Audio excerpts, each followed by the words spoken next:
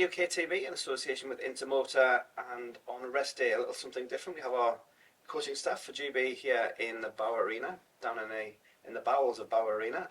Head coach Mike Clancy, and we're joined by our assistant coaches Mike Pilon and Chris Stern. Mike and Chris, first of all, welcome to GB Women and the GB programme. Thank you. Thank you very much. We'll just kind of quick intro and talk about yourselves and how you came to be, and Mike can kind of come in on that as well. Just a little bit about yourself first, Mike, on how you kind of got involved with GB Women. For sure. I actually met Mike Clancy. We go back probably now, we're getting close to 20 years. I was originally doing hockey camps, met him at a hockey camp in Chelmsford. We ended up bringing our camp to D-side, and we've been working alongside him now for going on, I guess it's probably 15, 16 years that we've been coming back and working with some of the youth here in England and helping them even move on to find opportunities in America as well, at both the amateur level and the collegiate level. So we struck up a friendship that's grown over time, and quite honestly, I had mentioned to him probably about a decade ago that if this opportunity ever did arise, he had just taken on the program, and as it just worked out, we got a call. This, I guess it was probably about May, somewhere around then, that we had early discussions about. Might have been actually maybe a little bit later in the summer, to tell you the truth. But he asked us if we might be interested, and I jumped at it. I was pretty honored to be invited to be a part of this. And kind of skills training and the camps, is that kind of your specialty? No, I actually coached. I coached for 10 years in the United States. I coached in Casper, Wyoming, in Chicago, Illinois, and in Los Angeles, California, before going back to coach university hockey for a year in Ottawa. But my background was in coaching. I do a lot of player evaluations right now. I own a company called Endeavor Sports Group, which we work with players from all over, generally North America, but we have players from the UK, from Latvia, you name it. We have players from all over, and we basically help guide and find opportunities for them in North America. Yeah. And Chris, yourself, how give your background, and then again, how you got involved with Mike in the program? My background is a player, and then started coaching at a young age because of educational background. I became a lawyer, solicitor, I guess, a barrister in this country. So hockey was always a secondary thing. So I started coaching, then became a scout and an administrator, still coach, involved at various levels with USA Hockey, coach for junior teams. I'm a commissioner of a league back in the United States.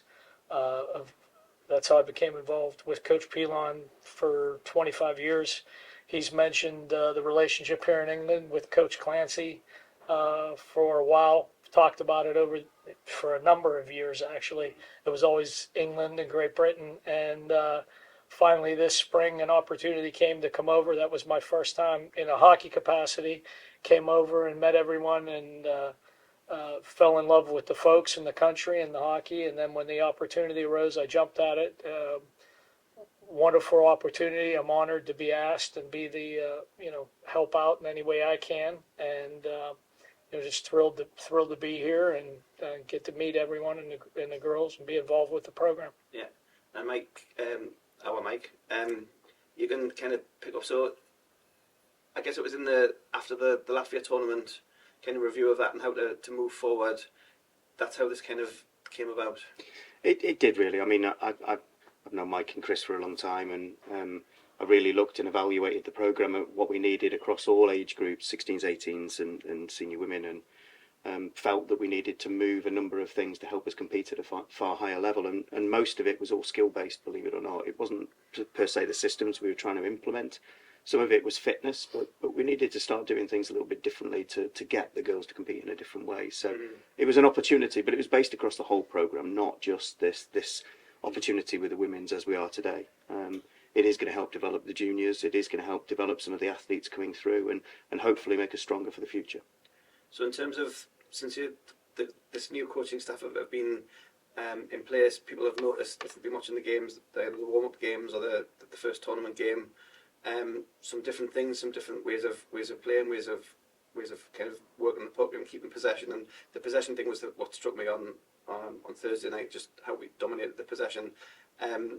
So I'll take a step back and throw it open to you to talk about kind of the philosophy that's behind the new way of playing and how it's going to change and kind of hopefully develop over the next time for GB to take that step forward. Well, I'll jump in to start with on that one. I think we've got the girls playing really well over the last 4 years, and we've really developed a programme, I think, from fun hockey to, I would suggest, elite level, competing at a high level. We won gold in Spain, and our ambition over that 5-year period was to do a double jump.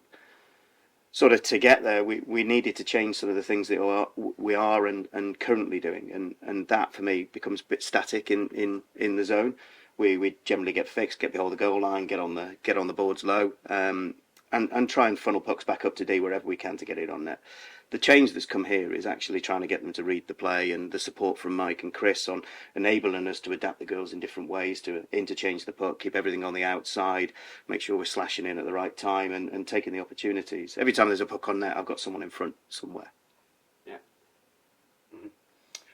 I mean, we watched a lot of video before coming in. I think that the girls, there's a lot of talent here, and I think believing that much was probably going to be a big piece of just them believing that they were capable of doing incredible things. They bought into what we've been preaching about supporting pucks in the zone, and because of that, I think that the benefits of what we've seen throughout all zones, actually, and it's not just forward. There's been our defense have been active in it, and I think that mentality and that what you saw in the previous games we've played with. We've now on to game 5 now, or game 6 now?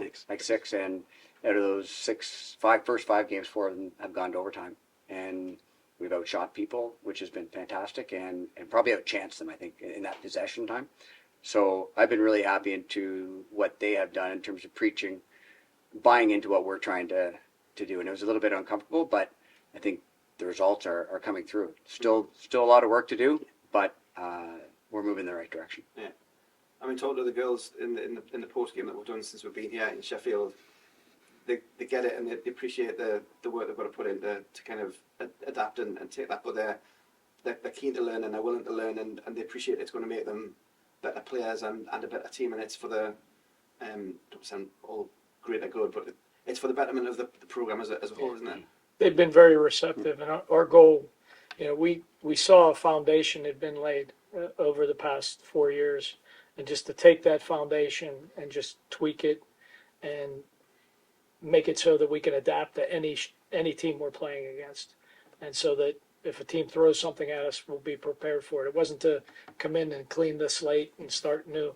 It's just take what was established, a very solid foundation, and just tweak it and adapt it to the skill set of the players, and they've been very receptive, and that's the thing that we've found is very refreshing, and the Coach Clancy and the previous staff, and to get to know those folks as well in the process has been wonderful.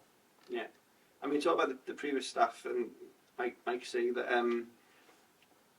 obviously Sean is looking after the 18s now, but it's still part of the whole program, and it's kind of a Jeff's still around the to see him program every to day. play the same way from top to bottom, which is Yeah. the ideal. I'm guessing at the end of the day. Top to bottom. That's been the development part. I think we got to a point where actually we're starting to think about how we develop it next. Mike and Chris has certainly coming in and helped us fine tune, as you'd said before. But the receptiveness from the girls this isn't hugely different to where we were before. This is fine tweaks and fine asks of things, a little bit of skill show and do something a little bit different. And that's what we're seeing now. We're seeing a group that are full of confidence. They've taken on the warm-up games. They've taken on our pre-tournament competition against Poland really, really well. They've adapted. They've learned. We've now won 3-on-3. We've won penalty shootouts, and they continue to build. So all of those little hurdles that this group needed to overcome, I think, to really put themselves in a great position has been done. Yeah, and is it almost kind of given them permission to enjoy the hockey and kind of show the skills they've got? Because previously, kind of before this regime, possibly they were constrained into playing a certain way, and they weren't allowed to show their individual skills. And now there's a bit They've more, got to. I think that's what we've been big on. I think probably the preach is just reading. Yeah. Like we're not going to box you in with decisions that, hey, you see this, you do this. I think we've It's a we make player's collectively. game. Yeah, like It's a we're player's allowing game. them to read. We're giving them some tools. They have the skill set. Yeah. We're giving them the idea and trying to empower them to make good decisions based upon what they read, and then reading off one another and doing those things. I think we're going to grow these players for the future, like where it doesn't have to be us around them all the time either. Yeah. So as we said, it's Friday afternoon, big weekend ahead. Spain and Netherlands. Spain come up first. Obviously, we've already played them in a challenge game. Do you expect it to be obviously slightly different now that there's something at stake?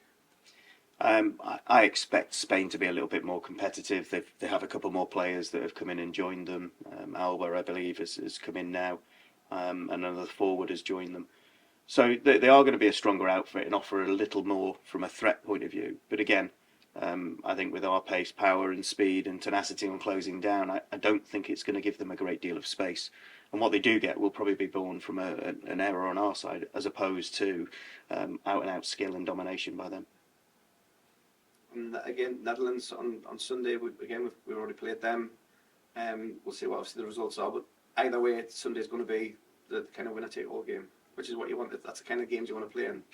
Any given Sunday. You enjoy the privilege Right. of having, that's the beauty of it, having the opportunity to be in a game of consequence. That's the privilege. We aspire Yeah, to play at yeah. that level. We want to be in that division competing with That's- teams like that inside and out. That's So why you compete. Yeah. That's the privilege of competition. You go from hoping to expecting and believing. And I guess that's a bit of the buy-in because the girls want that too. The girls Yes. want to play in the division above. They certainly want to go through and get an opportunity to represent at Olympic level. I mean, how often does that come We around? all do. It's huge. It's huge. I mean, they've seen the Netherlands. Obviously, Netherlands have been in 1A for 4 years now. Yeah. And we've obviously played them already, but they can say there's no real issue playing at that level. So they can say if that's the target, it's achievable. And obviously the changes that are being made, little tweaks, as you say, getting them on that path to in April, taking that next step. We haven't had an easy game yet. Spain will be just as difficult as it's going to be facing Netherlands. We'll wake up tomorrow and it'll be Spain first, and then we'll work from that point. No, sounds good. Well, appreciate your time after practice this Friday afternoon. All the very best for the rest of the weekend, and I'll Thank you. catch up again soon. Thank you very much. Thank you. Thank you for your time.